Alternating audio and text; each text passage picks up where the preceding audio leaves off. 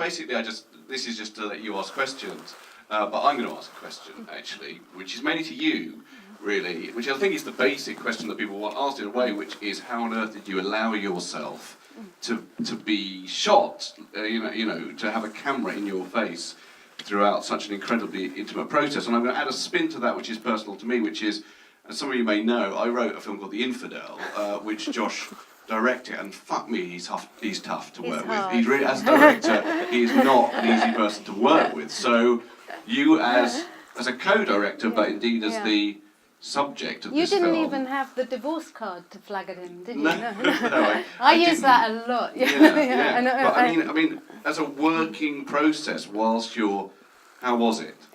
So it's possibly a long answer, but the shortest way of putting it is somehow it was unconscious. I didn't know we were really making a film. I knew that Josh needed to have a camera going at all times, and that seemed to help him with his issues, and I was participating. I was really getting involved in that, but I think I just thought we were just playing, and so I at some level just didn't really take it seriously. Also, it's a tiny little camera, and it's not in your face. It's just one of Josh's various tools. I live with him and all his machinery. There's always things, and so it was just on. Most of the time, and I didn't really know it was on, or I knew it was on, but it didn't occur. But it seems like there's a sort of, I mean, you can answer this too, obviously, a sort of inculcation process whereby by the time you've got to the incredible intimacy of basically giving birth on camera, it's like he's groomed you into thinking this is okay.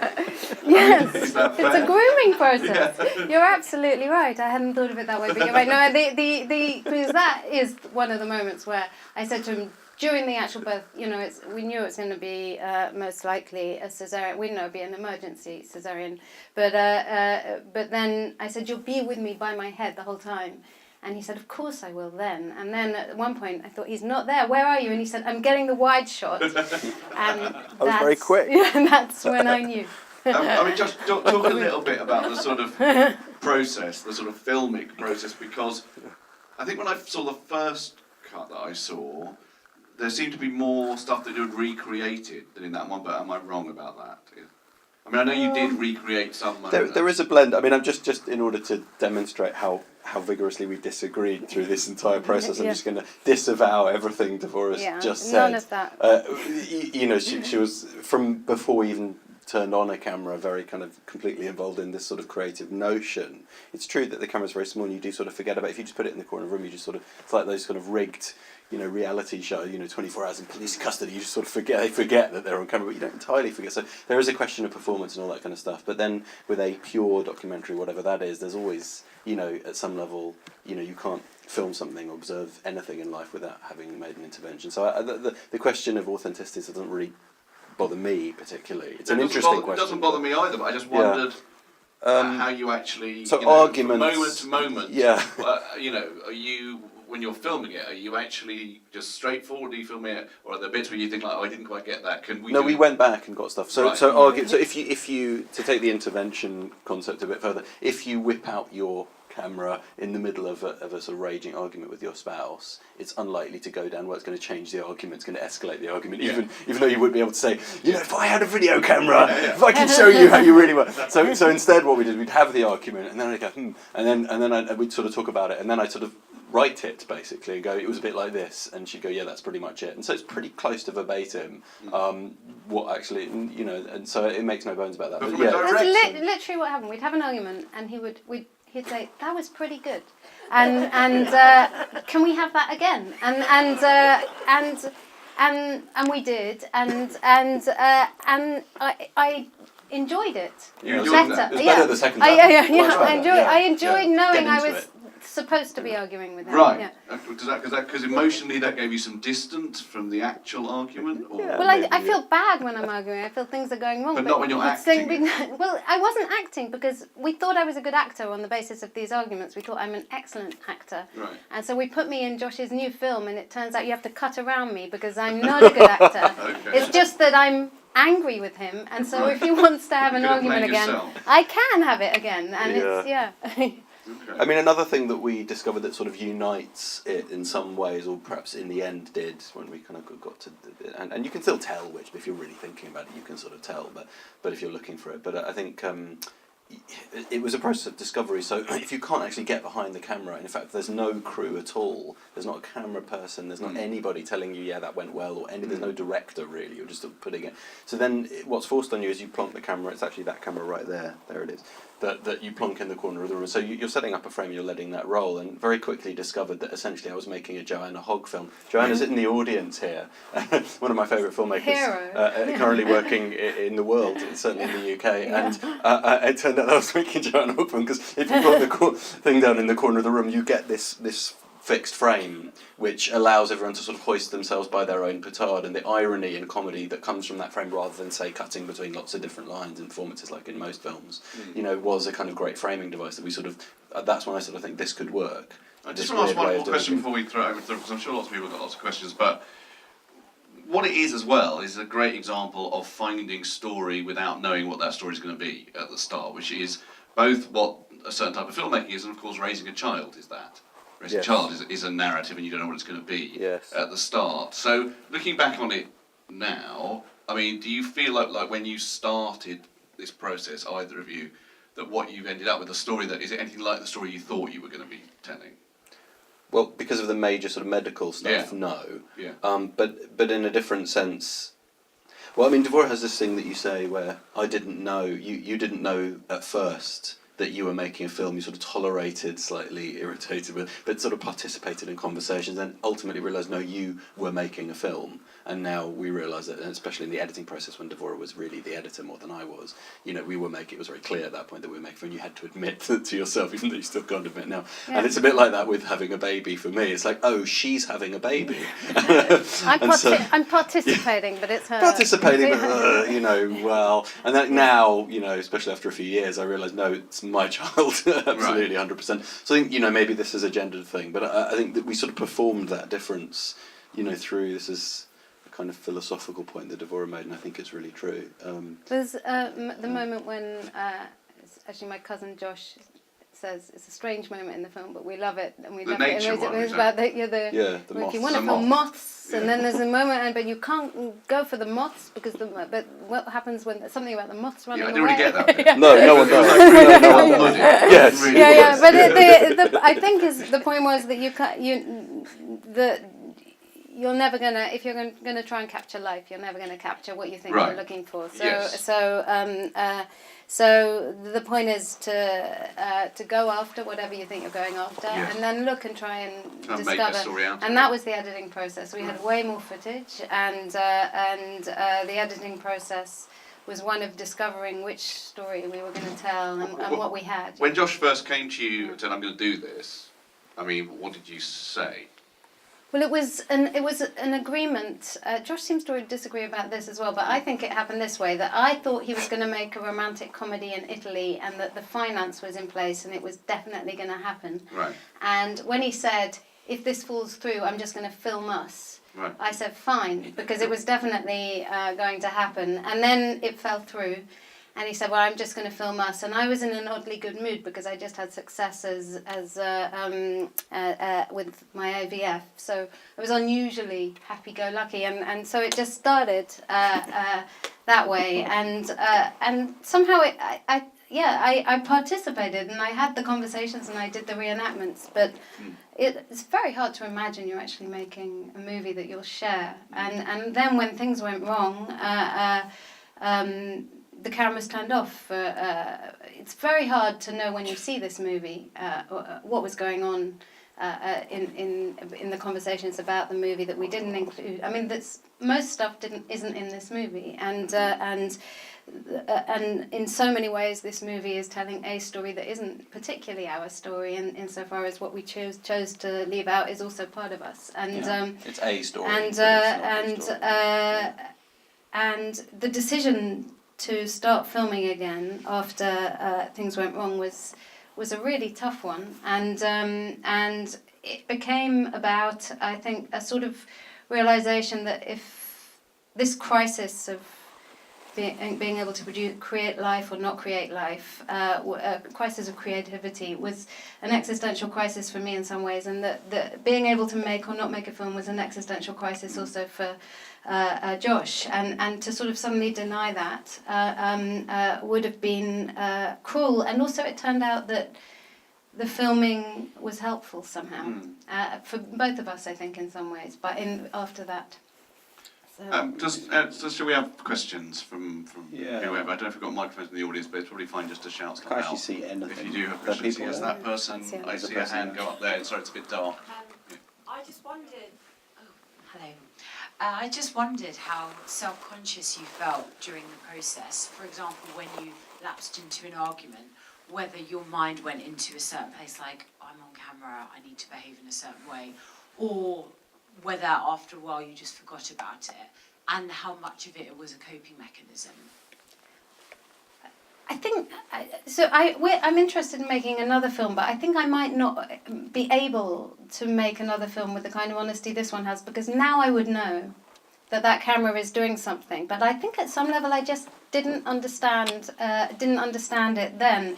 The arguments were reenacted, but I saw them as an opportunity to have an argument. I completely at every stage cut myself off from what it meant to be filmed, I think. That's how it feels now.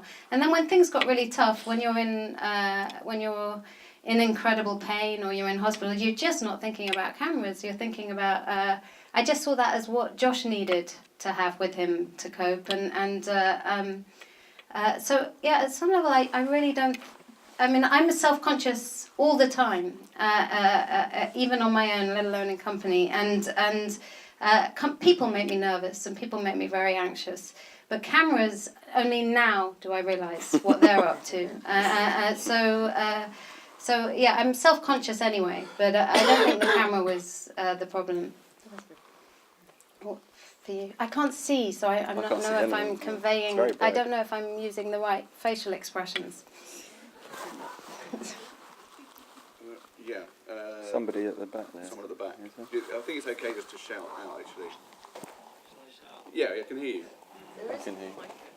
I was just wondering... Oh, it's got that. Hello. I've got it now. I used to write a diary and I became really, really obsessed with documenting everything that was going on. And it kind of reminded me, because of the quantity that you're filming all the time, I was just wondering if you're still filming and whether or not after you stopped you kind of felt like an absence, or that, you know, a moment was going to be forgotten or something. Relief, mostly, wasn't it, to stop? Yeah. No, it wasn't a constant thing. It was in fits and starts. It was like a bit of a... the first time it was a kind of playful descent into psychosis and just filming everything manically for about a month and kind of enjoying that. And then there was a break because of stuff that was happening, and also, you know, other work and things. But mostly, yeah. And then if we're going to start this again, how and when, and so there was really about 3 or 4 weeks where just whoever came to dinner, I just put the camera on in the corner of the room, or whatever was happening, I just took the camera with me and shot everything. But it was only a few weeks, but you get a lot in a few weeks of constant filming. And then we picked up again, kind of the sort of hospital sequence towards the end. That again, yeah. So there's big gaps, and you know, you can edit a film in such a way that that doesn't matter. So it wasn't as constant, but it's very, very nice not to be filming my own life now. Mostly because just having a camera and trying to set it up yourself and do the sound, I'm shit at all that stuff. All the technical stuff's really shit, and you feel like, if I get this wrong and the sound is shit, I can't use it. It's just a drag. It's hellish having to make it. It's just, you know. But we couldn't have got this intimacy any other way. Like the crew, can you imagine, you know, having a crew in your room? That's just not going to work. So it's a kind of auto-bio thing that you could only do in this way. It's interesting you said about the diary, because we had both just been reading these Karlov Nasgard memoirs. I don't know if anyone here has read it, but there's a kind of forensic banality, just life at its most banal being recorded, to see how, and then what is that life when it's turned over to the page in that way, and what do you begin to see in it that you don't see when it's seemed unnecessary to represent, and I think there was a lot of that in And also, it's just the male domestic. I mean, there's a lot of analogies, but the notion of the man's point of view on spaces that have been traditionally told from a female point of view, not just pregnancy, but the domestic in general.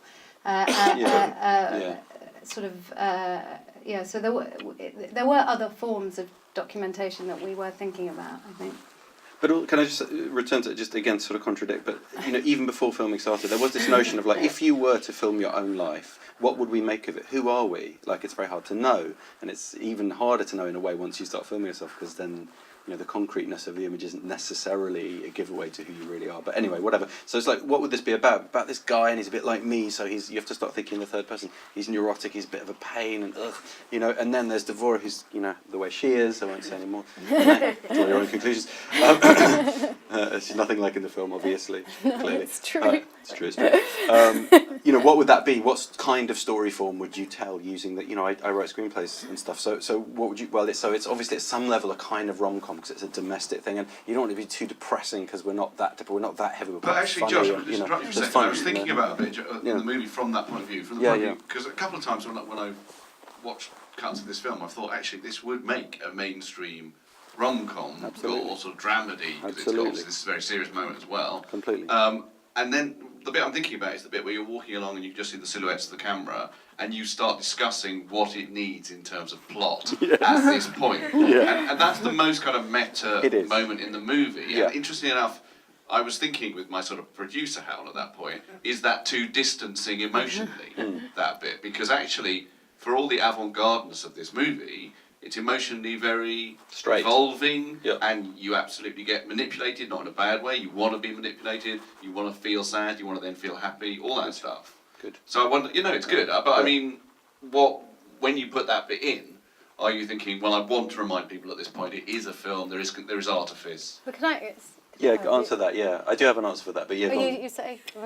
I've got one too. Go on, you go first. No, you go first. I want to hear yours. It's got on camera, this bit, isn't it? For the sequel.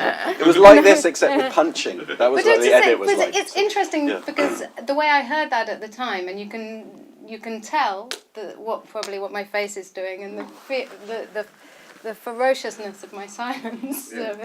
But what I think Josh was trying to do was use aesthetics to persuade me to be happier, and he was finding it very hard living with me, and I was so down. He was finding everything very hard. He didn't know what to do, so he tried to persuade me that at this point in the movie, I would suddenly realise that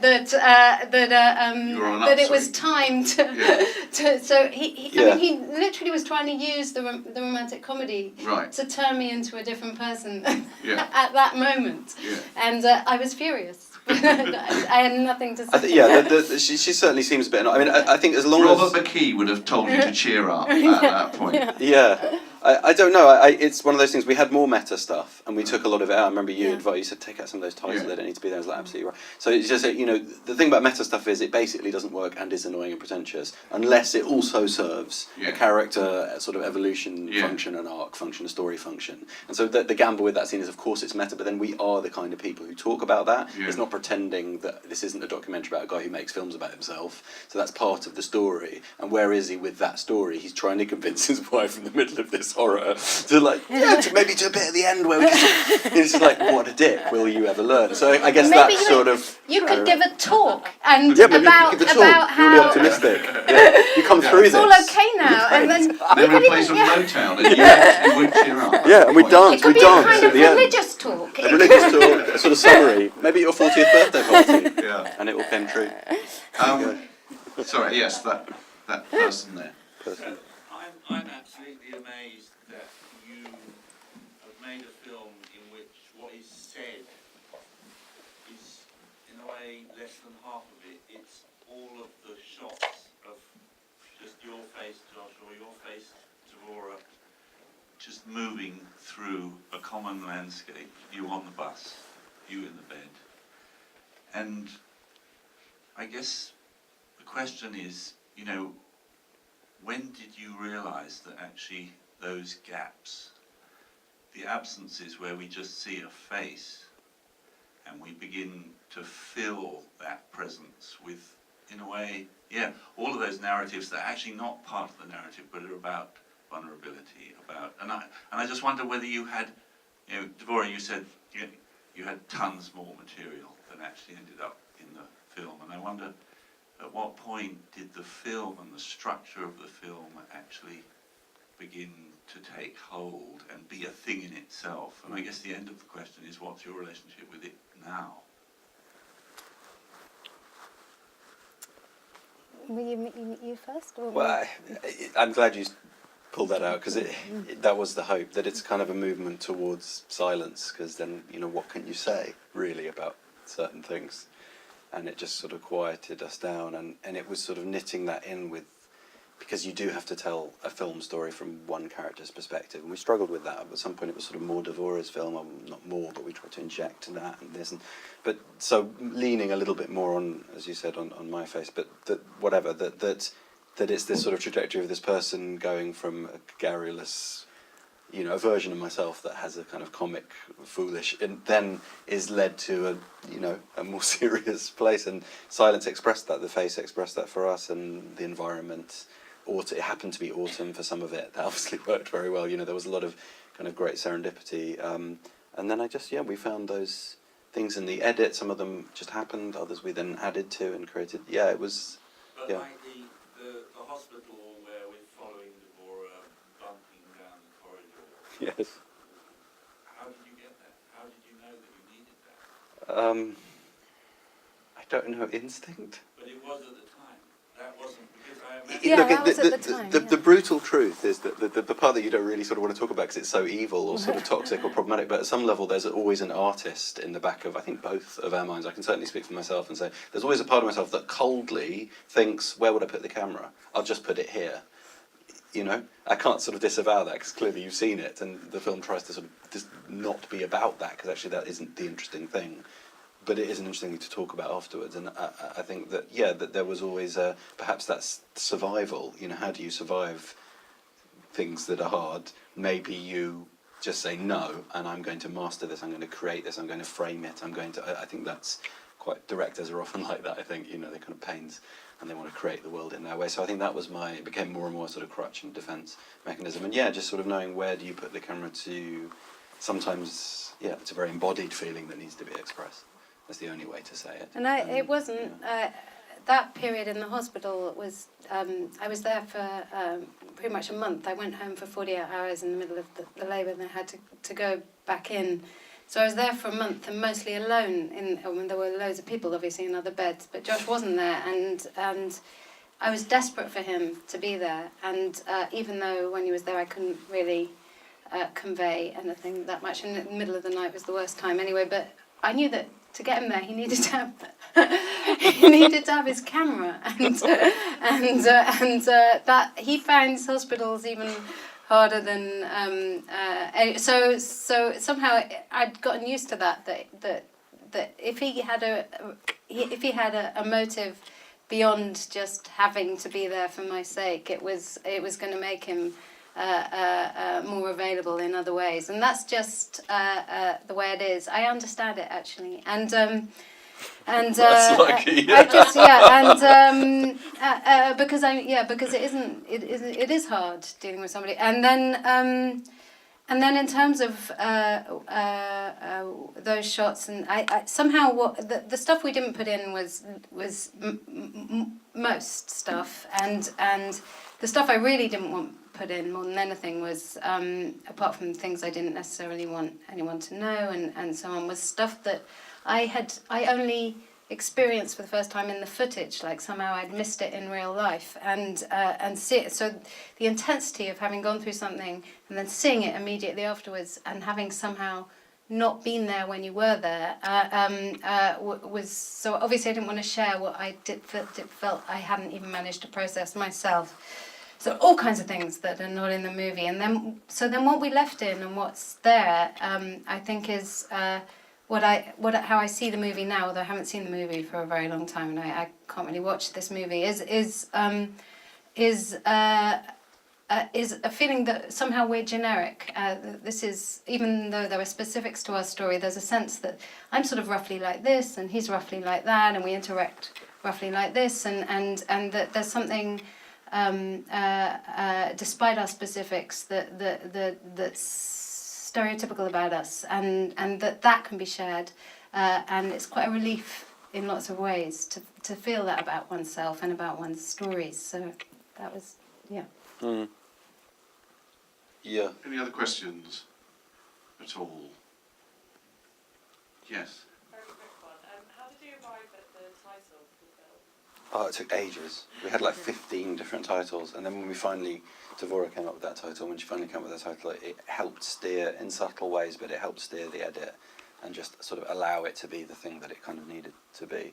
Which again was this thing, partly this thing, perspective. That the killer thing in screenwriting for me, anyways, is what's the perspective of the story and how do you kind of play with that? And so the new man, it's like couldn't be more obvious, but then of course it's the child as well. So and is the man the child, and all of the ironies that were implicit already suddenly made sense. And well done, great. But it is a film. It is a film partly about maleness. Yeah, We haven't really talked about We that. haven't talked I've about actually seen that, you talk about that elsewhere, and about this Yeah. being a particularly weird time for maleness because there's a kind of over-determined maleness going on with strong men, sort of ridiculous strong men suddenly reappearing in our culture, and obviously women rising up against that, blah blah blah. And obviously one of the things that seems to be being tried to define here is a new man, a different type of maleness, not really the new man in the cliched way, but a sort of other type of new man. Is that right? Well, acknowledging, sort of taking apart the notion that men are these rock solid, unchanging creatures who are just sources of stability in every way, rocks to the sort of tides and bloods. That Trump is very interested in the bleeding, the strange bleeding women do, and how frightening women are because they're so, I think, fluid. But men are fluid too, and changing too, and changeable too. And the idea of that poster is that there is, men are having babies too, and it's very hard to know that, but they're going through change just at the moment when they're expected, not least by women, to be just sources of stability. And I think that acknowledging that men change seems to me to be critical for our times, and a kind of hysteria is likely to ensue if you feel you're not meant to. And women in literature are considered changeable, and that's considered why you have to sign sort of legislation to stop them doing what they want because they're so terrifying and changeable. But actually, everybody changes, and it's hard change. It puts you in a sense of crisis, but it is what we all go through. So it feels critical to me to bring that message out. It did take the time that it took us to make the movie, which is now 3 years ago. I mean, it didn't take all that time to make it, but it took 2 years. And it did take me that long to become the person who could then make the end of the film and understand that's what I'd gone through, or that's what a man like that goes through to get to there, even if at the end it's just expressed. There's this bit, isn't there, when you're having one of your biggest row perhaps, where you refer to it as a home movie, which I think pisses you off. And I don't know if you're recreating that row, but it seems to diminish. But at some level, it is like the most sort of biggest home movie that anyone's ever made. And I sort of wonder from that point of view, will you do the thing that people do with home movies, i.e. show it to your children at some point? Oh, God. I saw it very much in the editing process as that was my main decision, was what do I want to share with Manny, I want him to know about this story of his coming into the world, and what I do and don't want him to know, was very much part of the editing process. But we haven't. He's 3 now. It's a bit young for him. He's not. It's a bit young. It's not. It's a 15. It's not. It's a 15. It is a 15. Yeah. Okay. Do we have any other questions? Oh, there's a question over there.